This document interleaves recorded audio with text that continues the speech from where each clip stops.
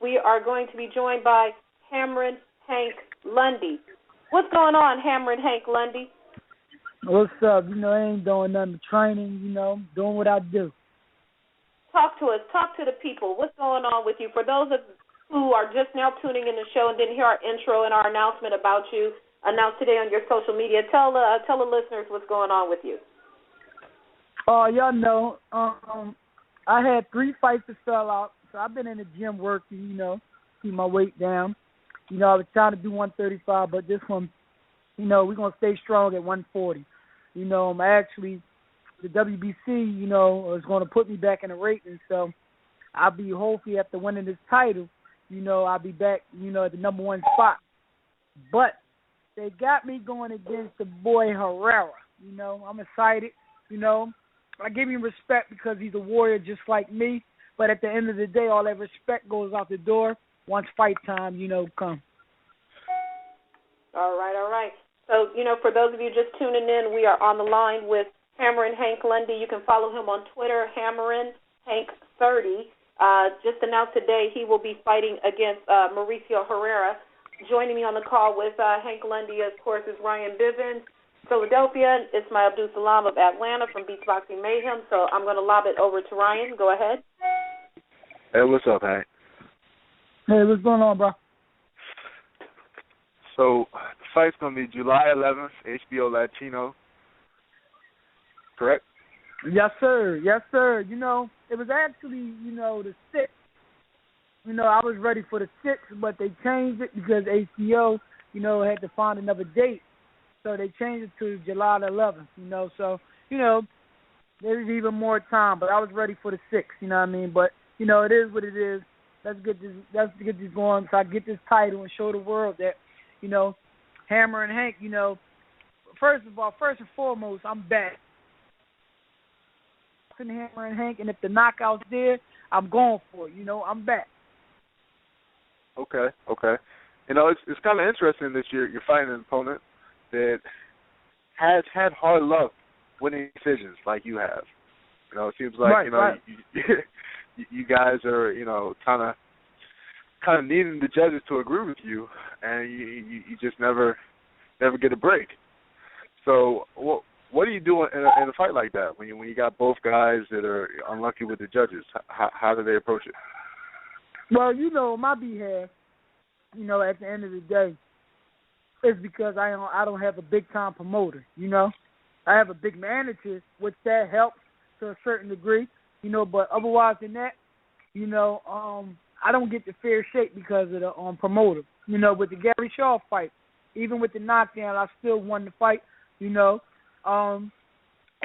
wanted a rematch. Gary Shaw said, hell no. And a rematch, I'd have stopped him. I actually gave up the blueprint on how to beat the Norme, But otherwise than that, Mauricio, he's a warrior. But you're dealing with a different type of fighter now. I'm not a Kareem Mayfield. I'm not a Danny Garcia. I'm Hammer and Hank Lundy. And, I bring a lot of things to the table. And I'm not versatile. I'm versatile, I'm not one-dimensional. I got all the tools. Right. You both have long arms and work a good jab. Who wins the jab in this fight? Me. Hank Lundy wins the jab all day. First and foremost, as I look at Herrera, he likes to fight, But otherwise than that, I have more, ring generalship than him, and I'm going to go out there and beat him to the punch and do what I do. Ishmael? Hank, man, I wanted to ask you, as far as when you're looking at the 140-pound division, who do you want to target as far as if you get past this fight? Who do you want to target for the title? What fight entices you the most? Well, I want the champ, Danny Garcia. After this fight, I'm not looking past Herrera, but I'm focused and I'm determined, and I got world title on my mind. So once I get past Herrera, you think about it. There's 2 guys that I cleaned up, and one was Luciana Joseph that had the number 1 spot for 3 years and didn't even fight Danny. And I find that very odd, I fought him and I destroyed him. He had a war with Matisse, which I think, the stoppage was questionable, but it was a war, and I destroyed him. It was all one side. Now you got Mauricio Herrera, who actually took Danny to school. I'm not going to sugarcoat nothing. Just because we from Philly don't mean I got to lie, That's why the fans love me today, because I tell the truth and I speak my mind. And I'm going to show them how it's done. And after that, I want Danny. If they don't give me Danny, you got Broner in front of him. You've been to Kent. Give me him. It don't matter. I have no picks. Give him to me. Gotcha. Oh, now yeah, with one Herrera, more. I want. So, excuse me. My bad. go ahead. You know who I want? I want Terrence Crawford. That's who I want. HBO presented him to me, and I said, yeah, we fighting. He said no. Then he fought DeNorme. Well, once I win this, step up, Terrence, and fight. Let's fight. Let's go. I'm going to show you what a real junior welterweight would do. You fought Gamboa. You did your thing. Congrats. You fought DeNorme.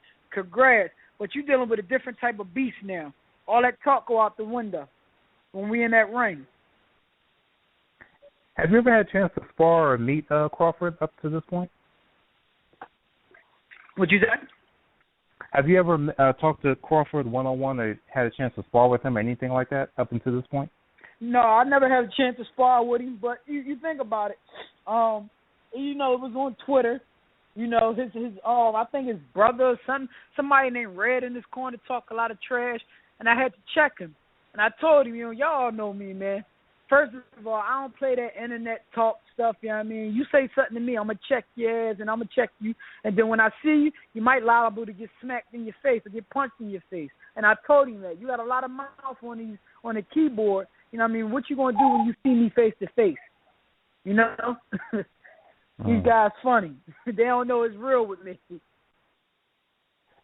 Let's go back to Herrera real quick. As far as his fighting side, Herrera likes to get inside, likes to kind of bang to the body. Right. I know you can fight inside. Right. Do you see this fight as, just taking him on the outside, or do you want to oblige him and try to make it an inside fight as well? Well, I don't want to give up too much of the strategy, but like I said, if you watch previous tapes of the old Hammer and Hank, you're going to see a lot. You're going to see a lot of boxing going in the inside. Like right now, I'm currently back, with the guy who started me off, Charles Ramey. I was 16-0 with him. Sometimes you got to go back home. I went back home. They got me boxing. I'm looking sharp. Stepping with my punches. No wild stuff. I was in like a different type of dimension when I fought DeNorme, but now I'm back to the old Hammer and Hank. Perfect. So the weight and everything is straight, no problems there. No problems. I can make 140 in my sleep.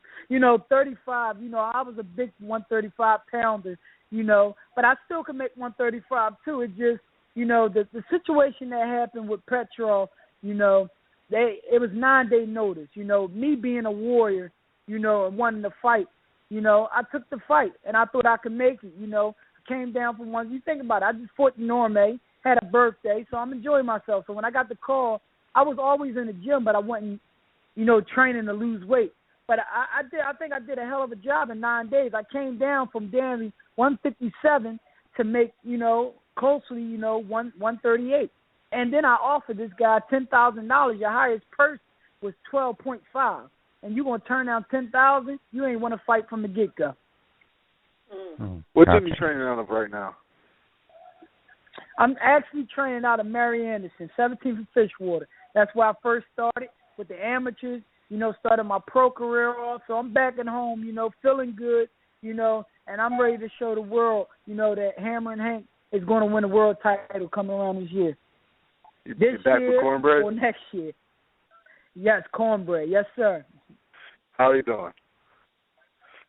Oh, he's doing good. We excited to be back together. Then, with the Peter Petrov fight, it was a good thing, on our behalf. If I thought about it, it gave us time to get back in the fruit, in the flow of everything, to get a chance to know each other again. And, right now, oh, man, we work. It's a good thing. We back. Solid. All right. Gentlemen, do you have any more questions for Hank before we let him go and get on with the rest of the show? I'm good. Yeah, I got a question about the Mayweather fight. What do you think of it? It was a good fight, but I really think, it was. He's smart, technical, boxing wizard. People seem to forget the name of boxing is the hit and not get hit. Everybody's saying the man ran. He didn't ran. He broke him down. Floyd fought the way Floyd fought. To me, and I'm gonna be truthful, Pacquiao didn't bring the fight like we know Pacquiao generally do. So if you want to say, oh, Floyd did this, blame it on Pacquiao, because Pacquiao, didn't bring the fight like he brings it to everybody else.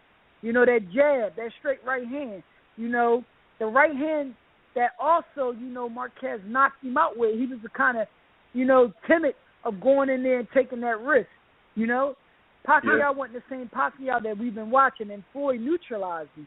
So we can't, a lot of people, they giving Floyd heat. You can't give Floyd heat about that for doing what he do best. Right. And, what do you think about Pacquiao coming out with this excuse for this injured shoulder? Because I know you're a fighter, you've dealt with injuries throughout your career and kept your mouth shut. So, what's that about? Yeah, listen, I'm going to tell you like this. When you get in that ring, if you hurting, you don't take the fight. I fought David Diaz with a fractured rib. I fought with 2 broken jaws. One, I watched Victor Ortiz quit in the 6th round because he had a broken jaw, but he's guaranteed $1 million or I think $1.2 million. I had to fight a 10-round fight with my jaw broke, and that fight I made only $20,000. So you tell me at the end of the day where where these fighters carry their balls at, Yeah, at the end of the day, I put it like $100 million man. for the fight. Come on, man. And you gonna say your arm hurt? Come on, man. Where your balls at, man? At the end of the day, if you getting what, $100 million, I don't care if my arm broke. I'm still gonna throw that. After the fight, we get it fixed. I'm still gonna give my all in all.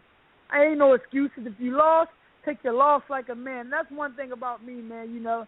I never, oh man, this and that, made excuses. I took my losses on the chin, and.